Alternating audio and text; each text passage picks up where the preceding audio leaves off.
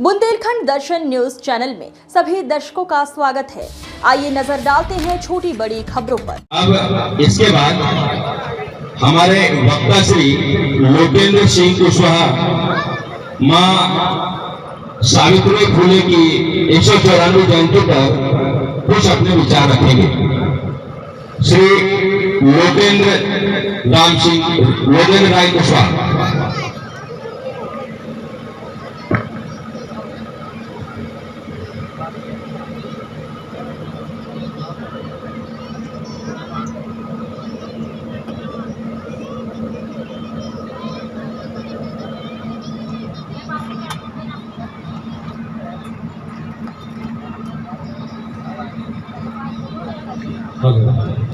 सर्वप्रथम माता पिता गुरुजनों के चरणों में नमन करते हुए विश्व गुरु समता ममता करुणा के सागर शाक्त मुनि तथागत भगवान बुद्ध को नमन करते हुए मौर्य साम्राज्य के संस्थापक प्रथम चक्रवर्ती सम्राट चंद्रगुप्त मौर्य, विश्व विजेता चक्रवर्ती सम्राट प्रियदर्शी, अशोक सम्राट, महान सामाजिक क्रांति के अग्रदूत, बहुजन की शिक्षा के जनक राष्ट्रपिता महात्मा ज्योतिराव फुले, महिला शिक्षा की ज्योति राष्ट्रमाता माता सावित्रीबाई फुले, मुस्लिम महिला की शिक्षिका प्रथम महिला शिक्षिका बहन फातिमा शेख, भाई मुसलमान शेख, आरक्षण के जनक छत्रपति साहू जी महाराज, संविधान निर्माता भारत रत्न बोधी साहब बाबा साहब अम्बेडकर, अमर शहीद भारत लेनिन बाबू जगदेव प्रसाद कुशवाहा, हॉकी के जादूगर मेजर ध्यानचंद कुशवाहा, जननायक सुखलाल कुशवाहा जी सहित बहुजन समाज को मार्गदर्शन देने वाले समस्त महापुरुषों को नमन करते हुए मंचासीन सभी मुख्य अतिथि एवं अतिथियों सहित उपस्थित जनों को सादर नमो बुद्धाय। साथियों, आज हम सब लोगों को राष्ट्र माता सावित्रीबाई फुले की जयंती मनाने की जरूरत क्यों पड़ी? विषय यह है कि हमें उनके बारे में अभी सोशल मीडिया से थोड़ा बहुत जानने लगे हैं, लेकिन वास्तविकता में जानकारी नहीं है। माता सावित्रीबाई फुले का जन्म 1831 में महाराष्ट्र के सतारा में हुआ था। छोटी उम्र में 9 साल की उम्र में उनकी शादी महात्मा ज्योतिराव फुले के साथ हो जाती है। वो बचपन से ही शिक्षा अर्जित करने का साहस रखती थी। जब उनकी शादी हुई तो उन्होंने अपने पति से कहा कि हमें पढ़ना है। उनकी ललक दिखी तो महात्मा ज्योतिराव फुले ने घर में ही उनको शिक्षा दी, क्योंकि पहले ऐसी रूढ़वादियां कहानियां चलती थी कि महिलाओं को पढ़ने का अधिकार नहीं था। तो उन्होंने सिखाया, पढ़ाया। जब वो पढ़ लिख गई माता सावित्रीबाई फुले तो उन्होंने सर्वप्रथम पहला स्कूल खोला। भारत में पहला महिला शिक्षा स्कूल माता सावित्रीबाई फुले ने खोला। उनका सहयोग दिया। जो अभी कल 9 दिसंबर को जन्म जयंती थी बहन फातिमा शेख की, उन्होंने उनका सहयोग दिया। उनके भाई उस्मान शेख ने सहयोग दिया इस मुहिम में। जब माता सावित्रीबाई फुले उनके पति राष्ट्रपिता ज्योतिराव फुले शिक्षा का ये अलग जगह रहे थे, तो उस समय की ब्राह्मणवादी व्यवस्था को ये मंजूर नहीं था, क्योंकि काफी धार्मिक ग्रंथ है उनमें ये लिख रखा है कि महिलाओं को शिक्षा नहीं ग्रहण करना चाहिए। उस समय ये धारणा बनी हुई थी कि शादीशुदा लड़की अगर शिक्षा ग्रहण करेगी तो विधवा हो जाएगी, कुंवारी लड़की अगर शिक्षा ग्रहण करेगी तो आजीवन कुंवारी रहेगी। इस दबाव में आकर उनके पिता के ऊपर गांव समाज के लोगों ने दबाव बनाया। तो उन्होंने अपने पिता ने कहा जब ज्योतिराव फुले से कि समाज में बहुत विरोध हो रहा है, आपको ये छोड़ना पड़ेगा, आपको तय करना पड़ेगा कि आपको घर में परिवार में रहना है या शिक्षा का काम करना है। तो पति पत्नी ने निर्णय लिया कि हम घर अपना त्याग सकते हैं, लेकिन जो हमने अलग जगाई है उसको नहीं छोड़ सकते। तो उन्होंने घर त्याग दिया। घर त्यागने के बाद उन्होंने स्कूल खोले। 4 साल के अंदर, महज 4 सालों में उन्होंने कई स्कूल खोले। पूरे देश में उनका नाम हुआ। महिलाओं को शिक्षा मिलने लगी। आज जो बहन बेटियों को हम देखते हैं कि डीएम, पीएम, सीएम, राष्ट्रपति तक का सफाई तय कर रही हैं, वकील बन रही हैं, डॉक्टर बन रही हैं, तो ये सब उनकी शिक्षा की ही देन है। बहन फातिमा शेख, उस्मान शेख ने भरपूर उनका साथ दिया। माता सावित्रीबाई फुले ने सिर्फ शिक्षा के लिए ही अकेला काम नहीं किया, उन्होंने समाज के लिए, समाज में फैली कुरीतियों के लिए, जैसे बाल विवाह, पहले छोटे उम्र की बच्चियों की शादी कर दी जाती थी, उसका उन्होंने विरोध किया। वो विधवा विवाह नहीं होता था, छोटी उम्र में बच्चियों की शादी हो जाने के कारण वो विधवा हो जाती थी, तो विधवा विवाह नहीं होता था। विधवा विवाह की उन्होंने अलग जगाई, उन्होंने काफी संस्था खोले, केंद्र खोले, जहां बच्चियों को, विधवा लड़कियां जो हो जाती थी उनको शरण देते थे, उनके सामाजिक काम के लिए, उनको रोजगार कमाने के लिए व्यवस्था कर दी थी। उन्होंने जो है इस मुहिम को चलाने के लिए कभी संतान न पैदा करने का प्रण लिया, क्योंकि अगर हम संतान पैदा करेंगे तो उसमें फंसे रह जाएंगे और समाज को कुछ दे नहीं पाएंगे। तो एक समय ऐसा आया कि विधवा ब्राह्मणी जो गर्भ से हो गई थी, वो आत्महत्या करने के लिए जा रही थी, तो उनको पता चला माता सावित्रीबाई फुले को, उन्होंने जाकर उसको रोका, उसको शरण दी, अपने पास रखा, देखभाल की। उसका जब उसका डिलीवरी का समय आया तो बच्चे ने जन्म लिया, नाम उसका रखा यशवंत राव। माता सावित्रीबाई फुले ने उसको अपना दत्तक पुत्र घोषित किया और उसे पढ़ा लिखा कर डॉक्टर बनाया। आगे यही सिलसिला चलता रहा। जब राष्ट्रपिता महात्मा ज्योतिराव फुले बुजुर्ग हो गए, उनका जब अंतिम संस्कार हुआ, जब उनकी मृत्यु हो गई, तो माता सावित्रीबाई फुले ने, पहले ये चलन था, अभी भी है, देश गांव में सब जगह है, कि महिलाएं शमशान घाट नहीं जाती हैं और ना ही अपने पति को या बेटे को किसी को अग्नि देती है। तो माता सावित्रीबाई फुले ने, राष्ट्रपिता महात्मा ज्योतिराव फुले को समाज से हटकर ब्राह्मणवादी, रूढ़िवादी विचारधारा को तोड़ते हुए कंधा दिया उनकी आरती को, शमशान घाट जाकर उन्हें मुख अग्नि दी।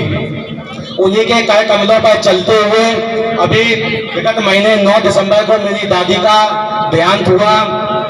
तो देहांत के उपरांत जब 10 तारीख को हम लोगों ने अंतिम संस्कार रखा, ये समाज में जागरूकता के लिए बता रहे हैं। हम लोग तो क्या है, काफी सालों से कहते चले आ रहे हैं गांव में। सन 1994 में जब मैं महज 4 साल का था, तो मेरे पापा ने, मैं जालौन जिला से हूँ, दीदरा खलीपुर गांव है पहुंच के पास, तो मेरे पापा ने सन 1994 में माता सावित्रीबाई फुले की जन्म जयंती मनाई थी। उस समय लोग क्षेत्र के जानते नहीं थे, सोशल मीडिया का जमाना नहीं था, तो लोग ये कहते थे कि ये इनकी कोई दादी परदादी रही होंगी। लेकिन जब पूरे जिला को, पूरे प्रदेश को पता चला, तो उस समय सन 1994 में समाज सेवी लोगों ने मेरे माता पिता को जालौन जिला के अंदर फुले दंपत्ति के नवाज से पुरस्कार, महात्मा ज्योतिराव फुले ट्रस्ट जो दिल्ली में चलती थी, अभी फिलहाल बंद है, उन्होंने मेरे पिता माता को बुलाकर वहां मेडल दिया, वहां पुरस्कार किया। तो इसी के मैं आगे आपको बताते हुए कि जब मेरी दादी का देहांत हुआ 9 तारीख को, तो हम लोगों ने सभी रूढ़िवादी, ब्राह्मणवादी विचारधारा को तोड़ते हुए, मेरे पापा 3 भाई हैं, मेरी मम्मी, मेरी चाची, मेरी ताई जी, 3 मेरी बुआएं, हम 5 तीनों चाचा ताऊ में 5 भाई 5 बहुएं, सभी महिलाओं ने दादी को कंधा दिया, शमशान घाट तक गई और सभी पायवान ने 528 पंचशील पायवान ने साथ मिलकर मुखाग्नि दी और हम लोगों ने उनका मृत्यु भोज ना करके 25 दिसंबर को एक बहुत बड़ी पुष्पांजलि सभा रखी हमारे गांव में, जहां जो है मृत्यु भोज का विरोध किया और जरूरतमंद बच्चों को स्कूलों में जाकर, कुछ बच्चों को आप बुलाकर पढ़ने की पाठ सामग्री वितरित की, क्योंकि लोग कहते हैं कि आप मृत्यु भोज नहीं, आप पैसा बचाना चाहते खेला। झांसी में फौज में मेजर थे। इसी क्रम में आगे जननायक सुखलाल कुशवाहा जी, जिन्हें मध्य प्रदेश के लोग जानते होंगे, जो छोटी सी कम उम्र में ही जिनका देहांत हो गया, संसद तक गए इन्होंने। संसद में महिलाओं के लिए, पिछड़ा वर्ग, SC ST OBC के लिए इन्होंने आवाज उठाई। जैसे कि लोग अभी नहीं जानते हैं कि मनु एक विधान है, उसमें 4 वर्ण बनाए गए हैं। सबसे पहला ब्राह्मण, क्षत्रिय, वैश्य। तो ब्राह्मण में तो सभी ब्राह्मण आ जाते हैं, क्षत्रियों में सभी क्षत्रिय आ जाते हैं और वैश्य में सभी बनिया आ जाते हैं, जो व्यापार कहते हैं। अब चौथा वर्ण रह जाता है शूद्र। शूद्र में SC ST OBC सभी आते हैं। तो जब वो लोग कभी अपना नौकरी में या कहीं प्रमाण पत्र भरते हैं तो उसमें अपना जाति का कॉलम में वो लोग बैस लिखते हैं, क्षत्रिय लिखते हैं, लेकिन हमारे में हमें कुशवाहा, पाल, प्रजापति, राठौर, जाटव वगैरह वगैरह लिखना पड़ता है, ओबीसी लिखना पड़ता है, अन्य जाति, अन्य पिछड़ा वर्ग, अनुसूचित जाति, अनुसूचित जनजाति लिखना पड़ता है। तो इन्होंने आवाज उठाई कि जब हम वर्ण के हिसाब से चौथे वर्ण पर शूद्र हैं तो हमें शूद्र ही लिखने दिया जाए, लेकिन सत्ता मनुवादियों की थी, उन्होंने नहीं लिखने दिया, तो काफी क्रांतिकारी रहे। साथ ही साथ साथियों, आज हम गुजरात में इस धरती पर इस प्रोग्राम को कर रहे हैं, तो हमें नहीं भूलना चाहिए गुजरात के ही रहने वाले, गुजरात में ही जन्मे, आजाद भारत के पहले गृह मंत्री सरदार वल्लभ भाई पटेल, उन्होंने भी जो है ब्राह्मणवादी विचारधारा को नकारा। उन्होंने अपने जीवन काल में कभी भी मंदिर नहीं गए, शिक्षा के लिए उन्होंने काफी काम किए, महिलाओं को बढ़ाया, बाबा साहब का बहुत सहयोग दिया उन्होंने संविधान के लिए। कभी उन्होंने मंदिर मस्जिद कभी नहीं गए, कभी भी वो जातियों की सामूहिक सभाओं में नहीं जाते थे, वो किसी एक जाति में बंधकर नहीं रहे, वो पूरे वर्ग के लिए रहे।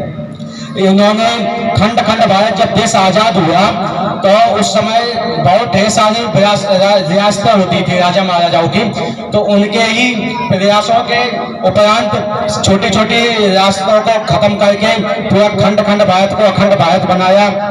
ये जो है सरदार वल्लभ भाई पटेल की काफी भूमिका रही इसमें।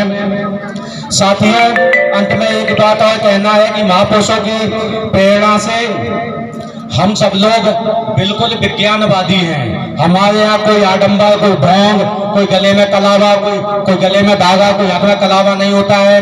हमारा 10 साल का बेटा है, न कभी उसको काला टीका, न नजर, कजय बट्टू जो गांव में बोलते कभी नहीं कहते हैं। सन 2012 में हमारी शादी, हम 2 भाई हैं, दोनों भाइयों की सन 2012 में बौद्ध पद्धति से हम लोगों ने शादी की, फेरे नहीं लिए, फिर भी हम लोग दाम्पत्य जीवन में सुखमय जीवन व्यतीत कर रहे हैं। हम लोग ब्राह्मणवादी व्यवस्था को नकारते हुए, मेरी माँ ने कभी करवा चौथ का व्रत नहीं रखा, मेरी माँ ने कभी संतान सप्तमी, महालक्ष्मी जैसी कथा, पूजा पाठ व्रत नहीं रखे, ना हमारी पत्नी ना हमारी भाभी कभी नहीं कहते हैं। फिर भी हम लोग जो है बिना करवा चौथ के व्रत के हम लोग जीवित हैं, बिना संतान सप्तमी के हमारा बेटा, हमारे भाई का बेटा, सभी लोग सुरक्षित हैं। हमने हमारे जीवन में कभी सरस्वती को नहीं पूजा, क्योंकि हम लोग जिस समय हमारा जन्म हुआ उसके पहले से ही हमारे माता पिता पढ़े लिखे थे, उन्होंने इतिहास पढ़ा महापुरुषों का,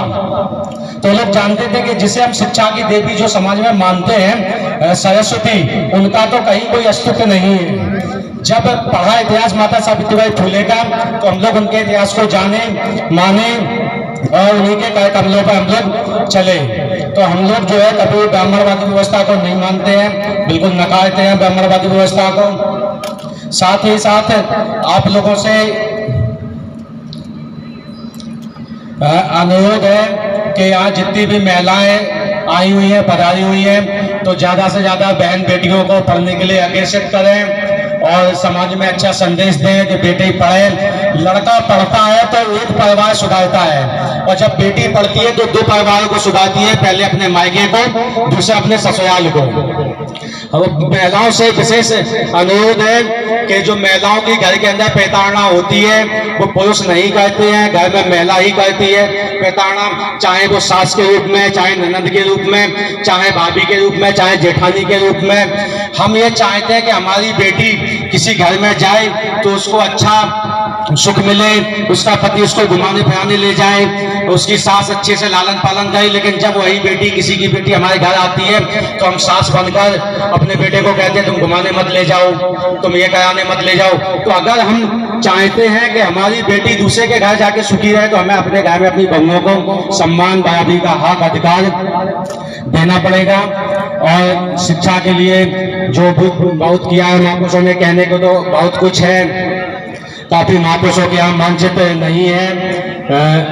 जैसे कि आप लोगों को इतिहास होगा पता, छत्रपति साहू जी महाराज, ये कोल्हापुर के महाराजा थे। छत्रपति साहू जी महाराज देश में सबसे पहले आरक्षण के जनक इन्हें ही कहा जाता है। इन्होंने ही जो है आज हम जहाँ जिस जगह खड़े हैं, अच्छे कपड़े पहन पा रहे हैं, पढ़ लिख पा रहे हैं, तो संविधान की देन है। बाबा साहब ने हमें जो संविधान दिया उसकी देन है। बाबा साहब को पढ़ाने में अहम सहयोग छत्रपति साहू जी महाराज का रहा है। उन्होंने बड़ौदा के महाराजा सयाजीराव गायकवाड़ से सिफारिश करके उनको लंदन विदेश में कई जगह भेजा, तब जाके वो पढ़ लिख पाए, हम लोगों को ये अधिकार दे पाए।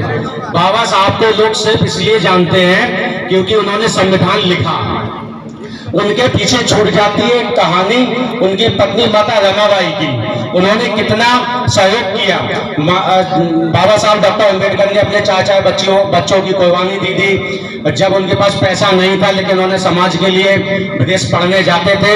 उनके बच्चे इलाज के अभाव में उनकी मृत्यु हो गई। उनकी पत्नी ने कभी उन पर दबाव नहीं बनाया कि आप जो है आइए घर पर बच्चों को देखिए, लेकिन बाबा साहब ने हम लोगों के लिए जो किया, खास तौर से महिलाओं के लिए।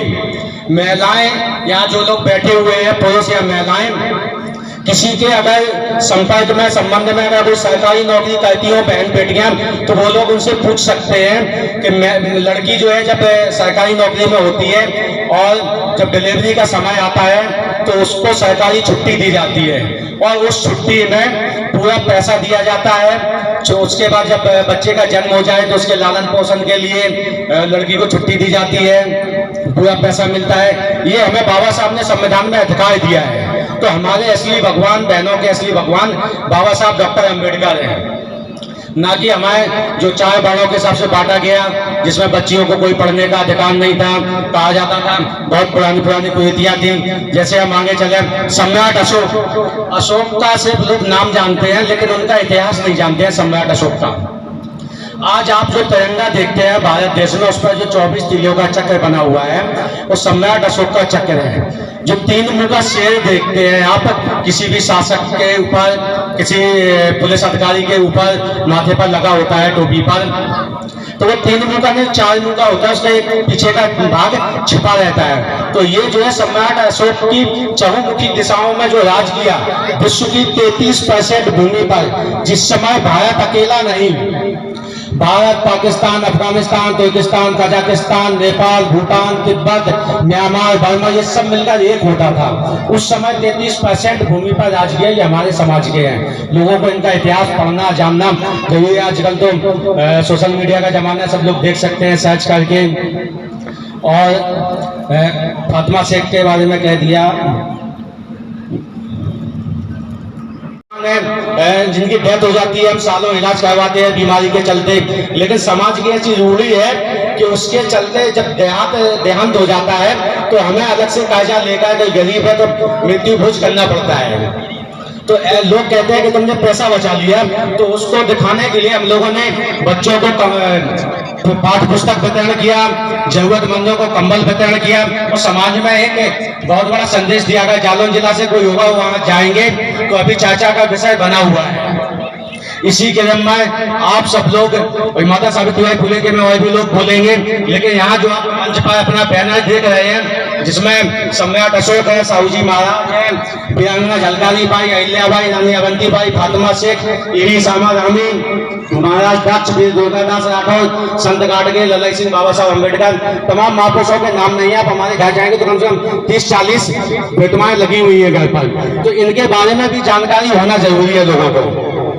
जैसे हम अगर शुरुआत करें वीरांगना झलकारी बाई से, आप लोगों ने एक कहानी चलती चली आ रही है कि जो खूब लड़ी मर्दानी थी वो झांसी वाली रानी थी। अगर आप इतिहास पढ़ेंगे तो जानेंगे वो झांसी वाली रानी नहीं थी, उनकी हमशक्ल उनके महल में काम करने वाली झलकारी बाई थी, जिन्होंने युद्ध को असल सीख रखा था। जब 1857 की क्रांति हुई और अंग्रेजों ने जब झांसी के किले पर आक्रमण कर दिया, तो झांसी की रानी लक्ष्मीबाई पीछे के दरवाजे से छिपकर ग्वालियर निकल गई और हमारी वीरांगना लोग थे। इसी क्रम में आप देख रहे हैं पेरिया देवी, रामास्वामी नायकर जी, ये पाल जाति से थे, तमिलनाडु के रहने वाले थे।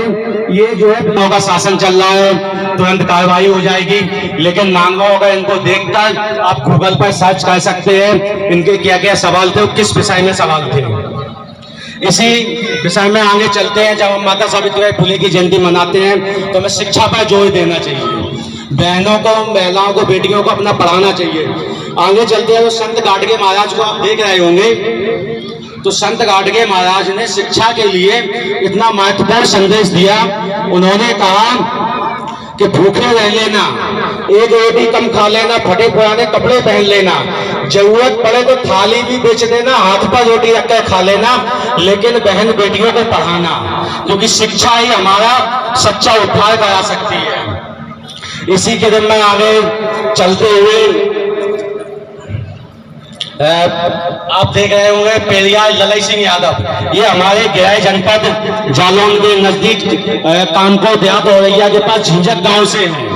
इन्होंने जो है ईवी रामास्वामी पेरियार साहब ने एक सच्ची रामायण घटना लिखी थी तमिल में। जब उसका इन्होंने हिंदी रूपांतरण किया तो मनुवादियों को बहुत बुरा लगा, ब्राह्मणवादियों को बहुत बुरा लगा। उन्होंने इनकी ऊपर केस किया, इनकी किताब को जब्त करवा दिया। ये कोर्ट गए, पेरियार ललई सिंह यादव जी कोर्ट में मुकदमा चला सालों तक, और ये जीते, क्योंकि इन्होंने जो सच्ची रामायण कहानी लिखी थी। आज जो आप टीवी में सीरियल में देखते हो वो सब कुछ नहीं है, आप पढ़ेंगे, गूगल करेंगे, आजकल तो सोशल मीडिया का जमाना है, तो सब देख सकते हैं ललई सिंह के बारे में क्या लिखा गया नहीं। तो सरकार ने, उत्तर प्रदेश सरकार ने इनसे माफी मांगी इनकी किताब जब्त करने के लिए, और इन्हें हाजा खाचा दिया और इनकी किताब को संचालित करवाया। इन्होंने भी जो है समाज के लिए काफी जागरूकता फैलाई, पढ़ने के लिए आग्रह किया। आगे आप देखते इसमें हॉकी के जादूगर मेजर ध्यानचंद कुशवाहा का वर्णन नहीं है। तो हम बताना चाहते हैं कि जिस समय हिटलर का शासन था उस समय हमारे समाज में, हम आपको काफी ढेर सारा पैसा देंगे। मैं उत्तर प्रदेश के जालौन जिले से रहने वाला हूँ। आज हम लोग यहाँ प्रोग्राम कर रहे हैं भारत की पहली महिला शिक्षिका माता सावित्रीबाई फुले के बारे में, जिन्होंने भारत में पहली बार बालिकाओं के लिए स्कूल खोले, शिक्षा की अलग जगाई, काफ़ी सामाजिक कार्य किए, जैसे और विवाह, कम उम्र में बच्चों की जो शादी की जाती थी उन कुरीतियों को तोड़ा और उनका लालन पालन किया सभी का। और काफ़ी समाज में अपने पति महात्मा ज्योतिराव फुले के साथ मिलकर पहला स्कूल खोला, जिसमें 6 बच्चों ने दाखिला लिया। आज देश में जो बहन बेटियां हमारी सड़क से लेकर आसमान तक जो सफाई तय कर रही हैं, डीएम, पीएम, सीएम, राष्ट्रपति तक पहुंच रही हैं, डॉक्टर, वकील बन रही हैं, माता सावित्रीबाई फुले की देन। मेरा नाम डॉक्टर जय सिंह कुशवाहा है। मैं उत्तर प्रदेश